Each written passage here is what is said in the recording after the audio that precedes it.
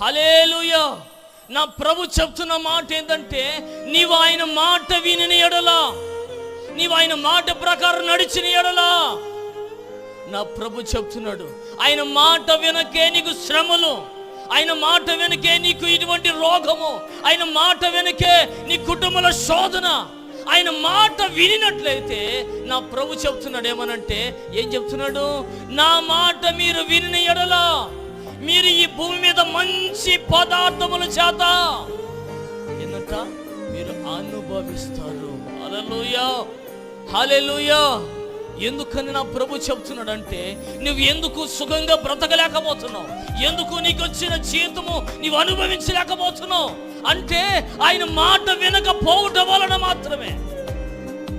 చాలా మందికి డబ్బులు వస్తాయి, కానీ ఆ డబ్బులు ఎటు వెళ్ళిపోతాయి తెలియదు.